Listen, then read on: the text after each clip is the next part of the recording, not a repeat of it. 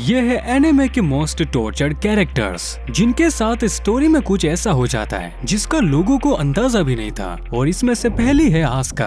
आस्का इवांगेलियन की एक कैरेक्टर है जिसमें बच्चे इस बड़े से इवा नाम के रोबोट को चलाते हैं ताकि वो अपनी सिटी पर हमला कर रहे क्रिएचर्स को मार सके। जैसा कि फर्स्ट टाइम देखने पर तुम्हें इस एनिमे में कुछ भी अजीब नहीं लगेगा, लेकिन ये एनिमे काफी ज्यादा डार्क है और इसमें आस्का के साथ भी बहुत बुरा होता है। जैसे कि जब ये इवास बन रहे थे, इनके ट्रायल्स में आस्का की माँ भी पार्टिसिपेट करती है, जहाँ एक एरर की वजह से उसकी आधी सोल इवा में फंस जाती है और आधी अभी भी उसकी बॉडी में ही थी, जिसकी वजह से वो फिजिकली तो जिंदा थी पर मेंटली वो पूरी तरीके से डिस्ट्रॉय हो चुकी थी, जिसे अब रियलिटी से कोई लेना देना नहीं था। मतलब कि आस्का की माँ इस टाइम तक पागल हो चुकी थी। उन्हें एक डॉल अपनी बेटी लग रही होती है, वो उससे हर रोज बात करती है, वो उसके साथ खेलती है और अपने रियल बच्ची की तरह उसकी केयर भी करती है, जबकि आस्का उसके सामने खड़ी थी, जिसे अपनी माँ की इस हालत के बारे में कुछ भी पता नहीं था, इसलिए वो कुछ भी समझ नहीं पाती है। उसे तो बस ये लग रहा था उसमें कोई कमी है जिस वजह से वो अपनी माँ के लायक नहीं है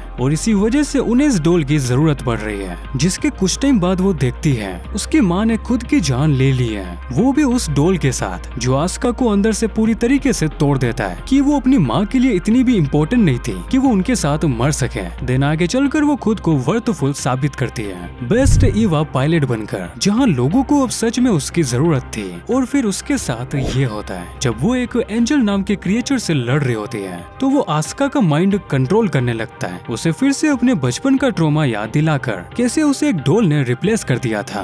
देन फिर वो खुद की जान लेने का ट्राई करती है एंड हॉस्पिटलाइज हो जाती है। वहाँ उसका दोस्त, जिस पर आसुका का क्रश भी था, वो हॉस्पिटल में आकर उसकी बॉडी देखकर मास्टरबेट करता है और यही बात आगे चलकर आसुका को पता चल जाती है, जिससे वो प्यार करती है। वो भी बस उसकी बॉडी चाहता है, ना कि उसे। वेल, इसके बाद भी बहुत कुछ होता है आस्का की लाइफ में, जिसे मैंने इस वाली वीडियो में पूरी तरीके से एक्सप्लेन किया है, तुम इसे बाद में आराम से देख सकते हो। पर अग्नि, जो फायर पंच मांगा का मेन कैरेक्टर है, जिसकी लाइफ में पीस जैसी कोई भी चीज नहीं है। पहले तो वो एक ऐसी दुनिया में है जहाँ चारों तरफ सिर्फ बर्फ ही बर्फ है, जिसकी वजह से इस दुनिया में खाने के लिए ज्यादा कुछ भी नहीं है, तो वो दूसरे इंसानों को खाने लगते हैं। और ऊपर से इस वर्ल्ड में कुछ लोगों के पास स्पेशल पावर्स भी हैं, जैसे अग्नि और उसकी बहन लूना के पास रीजनरेट करने की एबिलिटी है, या फिर मुझे ये कहना चाहिए ये उनके लिए किसी कर्ज की तरह है, क्योंकि अग्नि जब एक छोटा बच्चा था तो कुछ लोग उसके घर में घुस जाते हैं और उसके पेरेंट्स को मार देते हैं ताकि वो उनकी बॉडी को जला पाए और उन्हें खा सके, और बस यहीं से अग्नि की लाइफ वर्स्ट हो जाती है।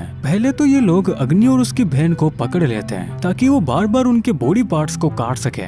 देन फिर कुछ टाइम बाद अग्नि और लूना वहाँ से भाग जाते हैं और एक विलेज में चले जाते हैं, जहाँ वो लगभग 3 साल तक रहते हैं। और हर रोज खुद से अग्नि अपने बॉडी पार्ट्स उन विलेजर्स को देता ताकि वो विलेजर्स उन्हें कुछ भी ना करें और वो अपनी बहन के साथ पीसफुली रह सके। जिसके कुछ टाइम बाद उस विलेज में एक डोमा नाम का आदमी आता है, जिसकी एबिलिटी फायर की होती है, वो भी कभी ना बुझने वाली, और इसी से वो उन सारे गाँव वालों और अग्नि की बहन लूना को भी जला देता है। पर जैसा कि अग्नि की रीजनरेट एबिलिटी उसकी बहन से काफी ज्यादा थी, तो वो जलकर मरता नहीं है, बार बार उसकी बॉडी खुद को हील कर देती है, मानो कि जैसे अग्नि एक लूप में फंस गया हो, जहाँ वो उस जलने के दर्द को लगातार महसूस करता रहता है।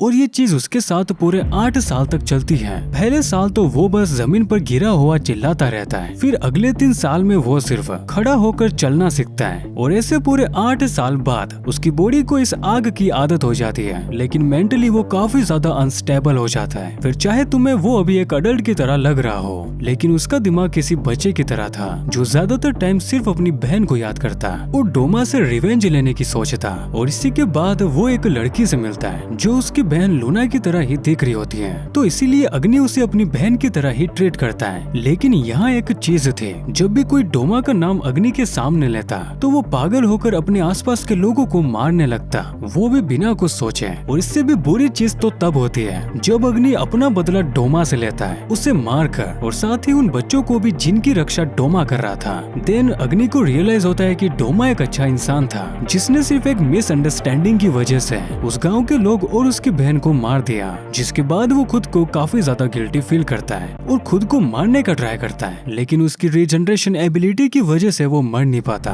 पर गर्स जो एनिमे फैंस में काफी ज्यादा पॉपुलर है क्योंकि इसकी manga Berserk one of the darkest, intense and brutal है, तो इसीलिए गर्स की शुरुआत हंसते खेलते नहीं होती।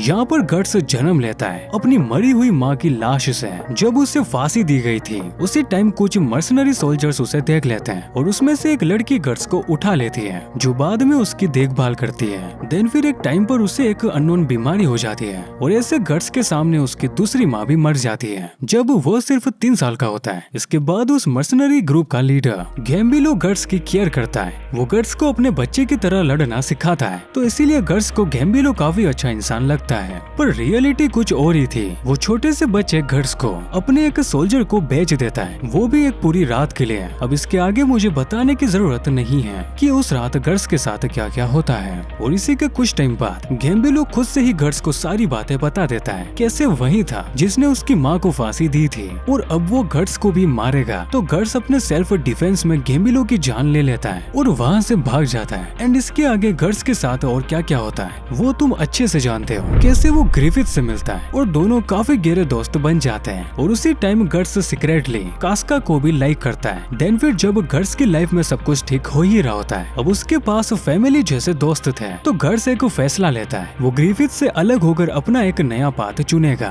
और इसी दुख में ग्रिफिथ एक मिस्टेक कर देता है जिसके लिए उसे 1 साल तक टॉर्चर किया जाता है। फिर गर्स आकर उसे बचाता है और रास्ते में ही ग्रिफिथ एक्लिप्स करता है जहाँ वो गॉड हैंड को अपने दोस्त सैक्रिफाइस करता है और गर्स के सामने ही वो कास्का के साथ वो सब करता है जो गर्स को पूरी तरीके से तोड़ देता है। वेल इसके बाद भी काफी सारी चीजें होती है जो मैं तुम्हें अभी तो बता नहीं सकता क्योंकि ये पॉसिबल ही नहीं है इस वीडियो में बताना। पर हाँ, साबुरो के साथ इससे थोड़ा अलग होता है क्योंकि वो एक इसेकाई एनिमे का कैरेक्टर है और काफी ज्यादा फेमस भी, जो एनिमे के स्टार्टिंग में किसी इंट्रोवर्ट लड़के की तरह होता है। मतलब कि वो ज्यादातर टाइम गेम्स और मूवीज में ही बिताता है। पर एक रात जब वो एक स्टोर से बाहर निकलता है तो वो खुद को एक नए वर्ल्ड में देखता है। ना कोई वार्निंग, ना कोई एक्सप्लेनेशन और ना ही उसे किसी ट्रक या कार ने टक्कर मारी थी। वो सीधा ही एक नई दुनिया में होता है जिसमें सुबारू के पास बाकी इसेकाई कैरेक्टर्स की तरह कोई पावर ही नहीं होती है और मिलती भी है तो सिर्फ रिटन बाय डेथ। मतलब जब भी तुम मरोगे तो तुम ऑटोमेटिकली टाइम में थोड़ा पीछे चले जाओगे